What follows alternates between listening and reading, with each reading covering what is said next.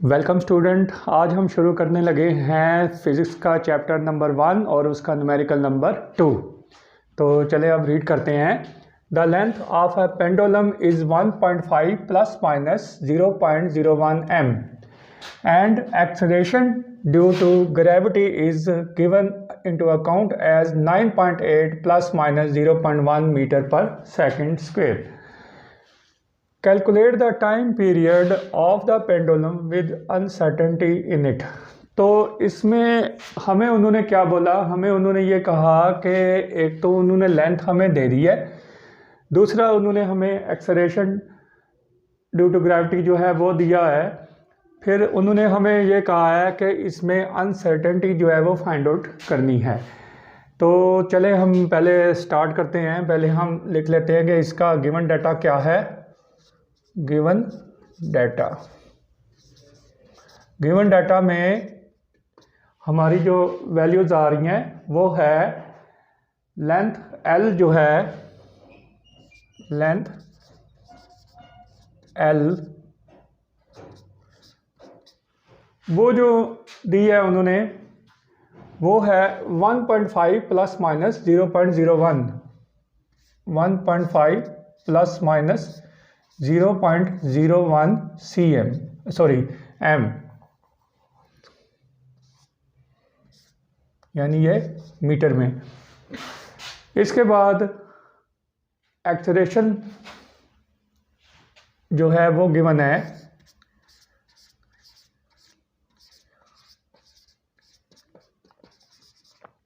Acceleration क्या given है, 9.8 plus minus 0.1 वो है मीटर पर सेकंड स्क्वायर। तो फाइंड हमने क्या करना है, टू फाइंड जो वैल्यू हमने फाइंड आउट करनी है वो कह रहे हैं कि calculate the time period of the pendulum with uncertainty in it. तो हमने सिंपली लिखना है percentage uncertainty in T, percentage uncertainty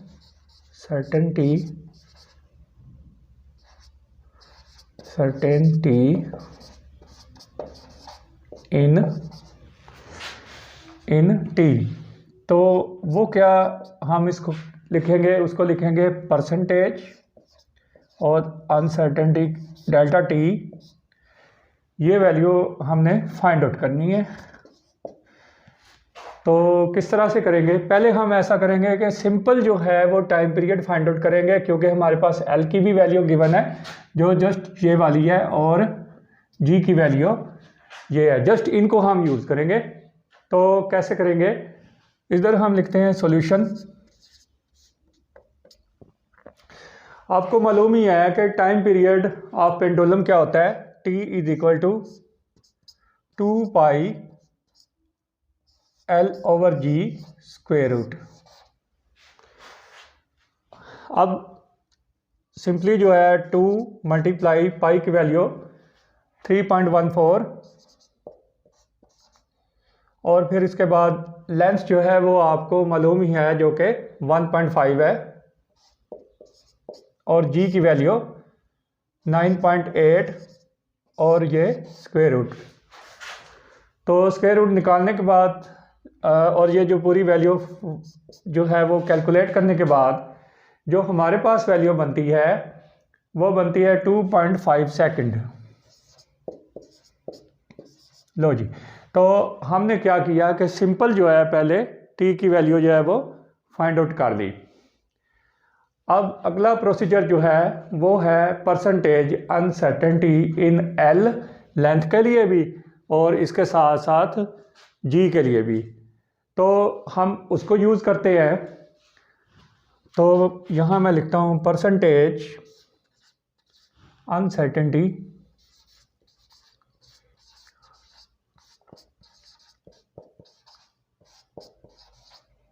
in L, और वो कितनी है वो आपको मालूम ही है कि वो हम क्या करते हैं कि डेल्टा L/L करते हैं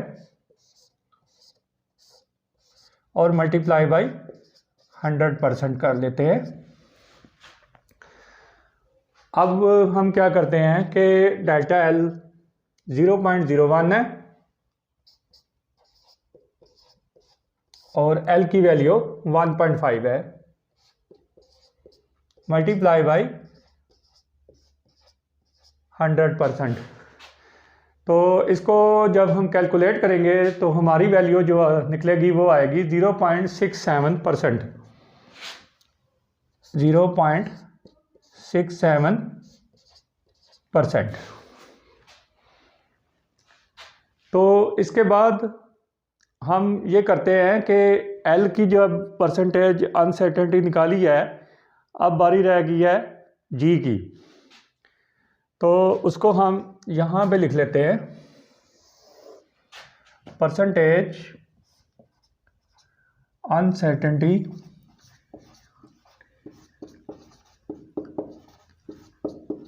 इन जी। तो वो क्या है कि ये है 0.1 अपान 9.8। पहले हम ये लिख लेते हैं कि delta G over G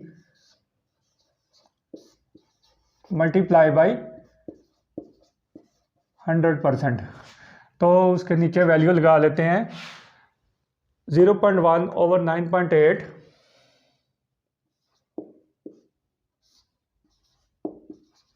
multiply by 100%। तो जब हम इसकी वैल्यू जो कैलकुलेट करेंगे तो हमारा जो आंसर बनेगा वो बनेगा 1.02%। 1.02%।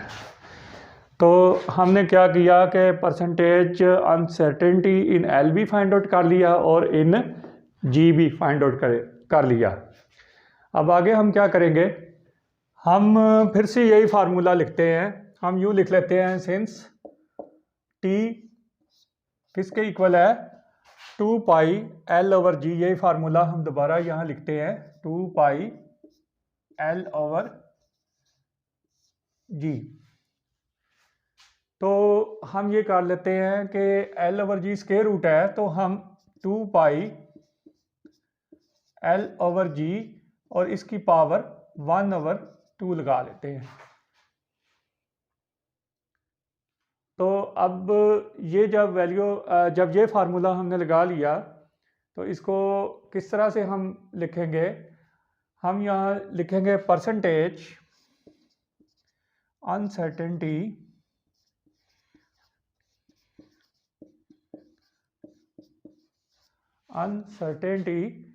इन टी। तो इस फार्मूला को किस स्टाइल से यानी यहाँ पर हम यूज़ करेंगे, उसको हम यूँ कर लेते हैं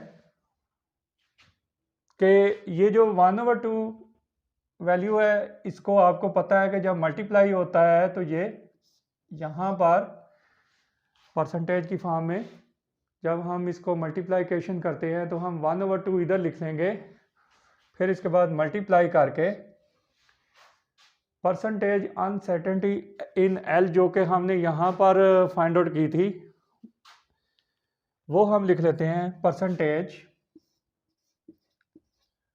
अनसर्टेनिटी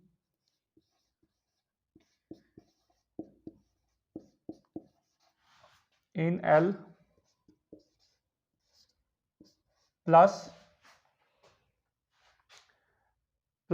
इसके बाद परसेंटेज अनसर्टेनिटी इन जी जो कि हमने ये फाइंड आउट की थी। तो परसेंटेज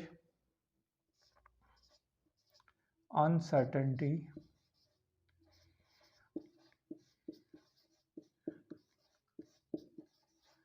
इन जी, तो हम यहाँ ब्रैकेट क्लोज कर लेते हैं। तो अब हम चले इसकी वैल्यूज जो है वो पुट कर लेते हैं, जो कि 1/2 और फिर इसके बाद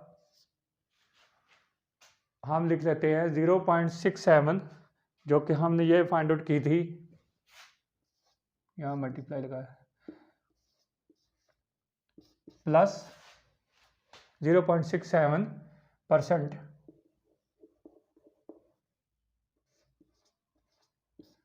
प्लस 1.02%।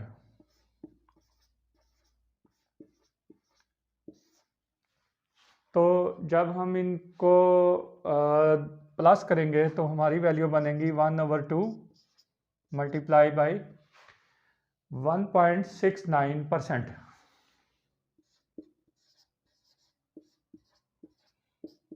और जब हम इसको कैलकुलेट करेंगे तो हमारा आंसर आएगा 0.84%। और इसको हम सिंपली लिख लेंगे 0.8%। तो अब हम ये जो 0.8% है इसको इस तरह करते हैं कि परसेंटेज डेल्टा टी यू लिख के, तो इधर हम लिख लेते हैं प्लस माइनस 0.8%। तो हमारा जो फुली आंसर जो फाइनली जो बनेगा वो आएगा t इज इक्वल टू, जिस तरह इनकी लेंथ के लिए है और एक्सलेरेशन के लिए है, इसी तरह से हम t की वैल्यू को कैसे लिखेंगे।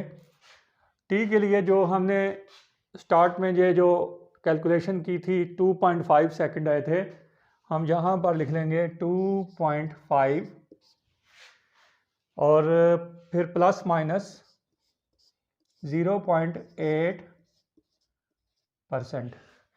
तो ये हमारा आंसर जो है वो कंप्लीट हुआ है, जिसमें वो कह रहे थे कि calculate the time period of the pendulum. तो टाइम पीरियड भी हमने फाइंड आउट किया विद अनसर्टेनिटी इन इट, तो उसके साथ अनसर्टेनिटी की वैल्यू जो है वो प्लस माइनस की फॉर्म में हमने यहाँ पर लिख ली। तो यहाँ तक हमारा जो है वो क्वेश्चन जो है वो कंप्लीट हो जाता है, हमारा आंसर यहाँ तक कंप्लीट हो जाता है। तो अब हमें इजाज़त दीजिए, अल्लाह हाफिज़।